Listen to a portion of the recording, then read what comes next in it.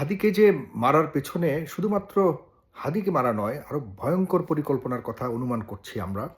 আমার কাছে যেটা মনে হয়েছে আমি আজকে খুব ভাবলাম যে কি কারণ থাকতে পারে। আপনারা একটু শুনুন, শেষ পর্যন্ত শুনবেন। হাদিকে মারলে পরে কিন্তু আ কি ঘটবে সেটি খুব ভালো করেই তারা পর্যালোচনা করেছে।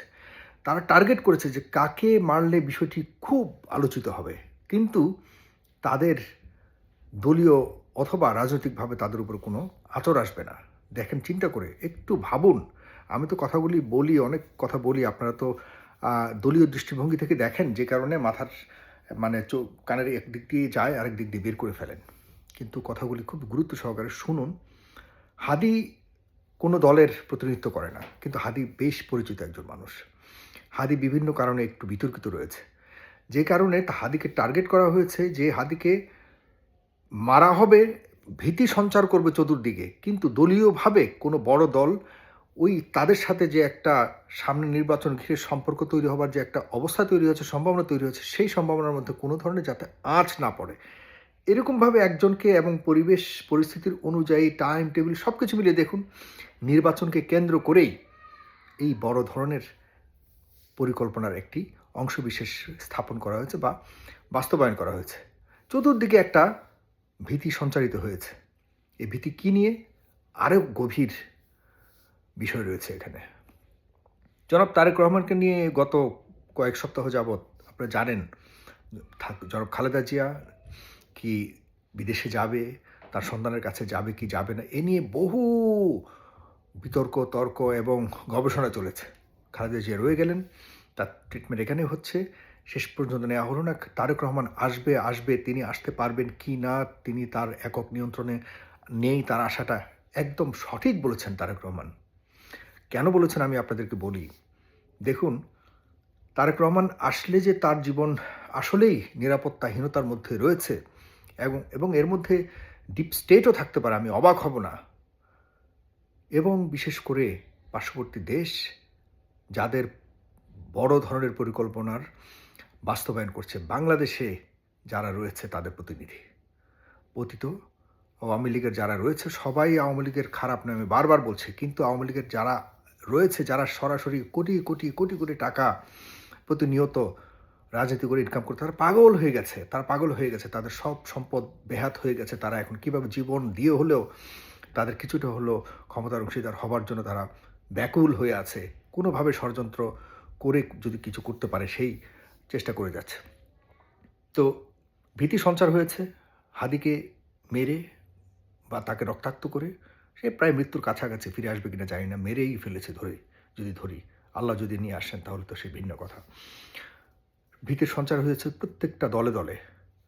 এদিকে জনাব তারেক রহমানকে দেশে ফিরে যাতে না আসতে পারে, বড় একটি হুমকি দিয়ে দিল হাদিকে মেরে। আর জনাব তারেক রহমান চমৎকার আরেকটি সিদ্ধান্ত নিয়েছেন। গতকালকেই তিনি দেশে ফিরবেন এই ঘোষণা দিয়েছেন। আপনারা তো খুব মানে সারফেসগুলি দেখে বক্তব্য দিয়ে দেন বা মন্তব্য করে ফেলেন। জনাব তারেক রহমান গতকালকে কেন বাংলাদেশে আসবে বলে ঘোষণা দিয়েছেন? যেই জনাব তারেক রহমান প্রথমে তিনি লাইভে এসে হাদিকে মারার ব্যাপারে তিনি সুস্পষ্টভাবে নিন্দা জানিয়েছেন এবং তিনি বলেছেন যে যারা হত্যাকাণ্ডের সাথে জড়িত বা হামলার সাথে জড়িত তাদেরকে অবশ্যই গ্রেপ্তার করতে হবে। তিনি যথেষ্ট বেদনাদায়ক স্ট্যাটাস দিয়েছেন, কথা বলেছেন। সেই মানুষটি আবার যা গত কয়েক মাসে আমরা অপেক্ষা করছেন যে তিনি কবে বাংলাদেশে আসবেন, তিনি কেন আসেন না, বিভিন্ন ধরনের সংশয়, বিভিন্ন ধরনের আমরা কিন্তু কথা বলেছি, সমালোচনা করেছি। সেই মানুষটি কিন্তু দেখুন চ্যালেঞ্জ কাকে দিয়েছে। চ্যালেঞ্জ কিন্তু আপনি মনে করবেন না বাংলাদেশকে দিয়েছে, তিনি চ্যালেঞ্জ সেখানে দিয়েছে যারা বাংলাদেশকে নিয়ে ষড়যন্ত্র করছে। ইয়েস, জনাব Tarique Rahman really he has done a very great job. তিনি গতকালকেই দিয়েছেন সেই হুমকি যে আমি বাংলাদেশে আসছি 25 তারিখ। সবাইকে জানান দিয়েছেন যে হাদিকে নয়, হাদিকে মেরে যদি মনে করে তারেক রহমান দেশে আসবে না এই ভয়ে, তারা বোকার স্বর্গে বাস করছে। তারেক রহমান ঘোষণা যেহেতু দিয়েছেন, জিয়াউর রহমানের ছেলে এখান থেকে পিছপা হবেন না, এটা অন্ততপক্ষে সব সাধারণ মানুষ বিশ্বাস করে। আর তারেক রহমানের জীবনকে যে হুমকির মধ্যেও তিনি আসছেন, এরপর কোনো কিছু যদি হয় সেটি সরকার বহন করতে হবে। আর সাধারণ মানুষ সেই জায়গাতে তারেক রহমানের প্রতি আরও বেশি উদার এবং আরও বেশি ভালোবাসার জায়গা তৈরি করেছে। কারণ তিনি এতদিন বলেছেন মুখে, সাধারণ মানুষ বিশ্বাস করেনি। এখন তিনি একটি ঘটনার মাধ্যমে তার আশার বিষয়টিকে তিনি সাহসিকতার একটি পরিচয় হিসেবে ঘোষণা দিয়েছেন যে যত কিছুই হোক নির্বাচন সময় মতো হতেই হবে। এই নির্বাচনকে বাস্তবায়নের জন্য তিনি প্রয়োজনে নিজের জীবনকে ঝুঁকির মধ্যে ফেলেও তিনি দেশে আসবেন। এর মানে হলো গণতন্ত্রকে ফেরানোর জন্য, গণতন্ত্রের মানেই নির্বাচন। নির্বাচনের মাধ্যমে তিনি তার নতুন অধ্যায় শুরু করতে চাচ্ছেন এবং যাতে কোনোভাবে কোনো ষড়যন্ত্র নির্বাচনকে বানচাল করতে না পারে, এবং তিনি দেশে আসলে জনগণের জন্য, এই দেশের জন্য প্রাণ দিতেও প্রস্তুত। এই হাদির এত বড় ঘটনার পরেও সেটিও তিনি জানান দিয়েছেন গতকালকে। তিনি পারতেন কিন্তু 2 দিন পরে দিতে, কিন্তু আমরা সাধারণ মানুষ সেটি আসলে বুঝতে পারছি না তিনি কেন বলেছেন। কারণ যারা হাদিকে মেরে তাকে বোঝানোর চেষ্টা করেন, মানে একটা কথা আছে না, ঝি মেরে বউকে বোঝানো, জনাব তারেক রহমান তিনিও উত্তর দিয়ে দিয়েছেন যে আমাকে হুমকি দেওয়া এত সহজ নয়। Thank you so much. আমরা আশা করি আমাদের হাদি ফিরে আসবে। হাদির জীবনের বিনিময়ে গণতন্ত্র, আমরা অবশ্যই গণতন্ত্রের জন্যই তো অনেক 1,500 মানুষ প্রাণ দিয়েছে। সেখানে হাদির জীবন যুক্ত হোক এটা চাই না। তবে হাদি যে গণতন্ত্র আনয়নের জন্য জীবনের শেষ মুহূর্ত পর্যন্ত লড়াই করে যাচ্ছেন, অবশ্যই এটিকে মানতে হবে আমাদের। আর সেই লড়াইয়ে যুক্ত হলেন জনাব তারেক রহমান। জনাব তারেক রহমান বুঝতে পেরেছেন যে এদেশে গণতন্ত্র পুনরুত্থান বা পুনরুদ্ধারে বড় ধরনের ষড়যন্ত্র চলমান।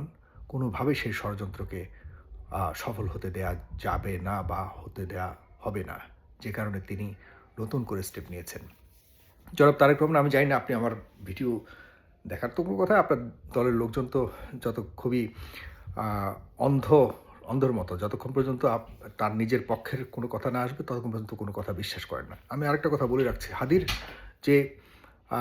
হাদির যে খুনি, যাকে এখন পর্যন্ত হিসেবে ধরা হয়েছে, সেই খুনির যতটুকু শুনেছি, সেই খুনি এর আগেও একবার র্যাব তাকে ধরেছিল। তাকে ছেড়েছে কে? আপনার দলের সমর্থিত যেসব আইনজীবীরা রয়েছেন তাদের মধ্যে সবাই নয়, অনেকে রয়েছে যারা টাকার কাছে বিক্রি হয়ে যাচ্ছে। আপনি দেখুন, বিভিন্ন জেলার পিপি, ইনক্লুডিং কুমিল্লা জেলার পিপি, আমাদের কাছে বহু খবর আছে, যত অপরাধীদেরকে ধরা হয়েছে সবাইকে ছাড় দিয়ে দেওয়া হয়েছে। সবার নামে বিভিন্ন জেলার যে স্পিরা রয়েছে, পুলিশের যারা দায়িত্বে রয়েছে, তারা সবাই সামান্য, মানে ভয়ঙ্কর অপরাধীকে ধরে সামান্য ধারা দিয়ে টাকার বিনিময়ে এরপর কোর্টে পাঠায়, কোর্ট থেকে সহজে জামিন দিয়ে দেয়। কোর্টের বিচারক তো কিছু করার নেই। আপনি যখন ধারা থাকবে চুরির ধারা, সেখানে তো আপনি ডাকাতির ধারা, খুনের ধারা দিতে পারেন না। আর খুনের অপরাধের বিচার যেভাবে হয়, চুরির বিচার তো এভাবে করতে পারেন না একজন বিচারকের তো সেই সীমিত, মানে লিমিটেশন আছে। বিচারক বাধ্য হয়ে দেখা যাচ্ছে তাকে জামিন দিতে হচ্ছে। এই যে উকিল আর পুলিশদের কারসাজিতে সকল অপরাধী, আওয়ামী লীগ বলতে তো অপরাধী নয়, আওয়ামী লীগের মধ্যে যারা 24-এর মধ্যে অপরাধ করেছে তাদেরকে দেখা যাচ্ছে ধরে সাধারণ মানুষ ধরে বা সাধারণ পুলিশরা ধরে বিভিন্ন খবরের মাধ্যমে তাদেরকে পুলিশে ধরিয়ে দেওয়া হচ্ছে। এরপর সামান্য হালকা একটা ধারা দিয়ে জেলে পাঠিয়ে সেই জেলখানা থেকে বের করার জন্য যে ভূমিকা রেখেছে, হাজার হাজার কোটি কোটি টাকা ইনকাম করেছে আপনার দলের এবং জামাত ইসলামের কিছু আইনজীবীরা। এই আইনজীবীরা কি চায়? এই আইনজীবীরা, এই যে ছেলেটা এখন হাদিকে মারলো, তার তো প্রিভিয়াস একটা স্টোরি রয়েছে। সে তো জেলে ছিল, তাকে কি বের করেছে? এবং একটা কথা মনে রাখবেন, বর্তমানে এই আইনজীবীর নামে যারা আপনার দলের বিভিন্ন প্রভাবশালী আইনজীবীরা, যত বড় প্রভাবশালী তত বেশি টাকা নেয়। আপনি আপনার দলের বা কেউ একটু অসহায় মানুষ যাক, জীবনেও তারা সহায়তা করবে না। তাদের টাইম নেই এখন। তারা এখন লক্ষ লক্ষ টাকা, কোটি কোটি টাকার পেছনে দৌড়াচ্ছে। তাহলে কি লাভ হলো? আপনি আপনার শত্রুদেরকে তারাই জিয়ে রাখছে। আপনাকে যারা মারতে চাচ্ছে তারা দেখা যাচ্ছে যে নিজেদেরকে আবারও সংগঠিত করবার জন্য যে যারা সুযোগ দিচ্ছে, তারা এই আইনজীবী, অপরাধী যারা, সব আইনজীবী নয়, যেসব আইনজীবীর গায়ে লাগবে তারাই হলো বড় অপরাধী। আমার এই কথার পর যেসব আইনজীবীদের মনে হবে যে আমি তাদেরকে খাটো করেছি বা তাদেরকে তারাই হলো অপরাধী, কারণ এই আইনজীবীদের কোনো আত্মীয় স্বজন মারা যায়নি, এই আইনজীবীরা তেমন নির্যাতিত হয়নি, তারা আইনজীবী হিসেবে রাজনীতি করেছে, ওই আওয়ামী আইনজীবীর সাথে করেছে, মিলেমিশে কাজ করেছে। রাস্তাঘাটে আপনার দলের সাধারণ নেতাকর্মীরা মার খেয়েছে, নির্যাতিত হয়েছে, জেলে ছিল।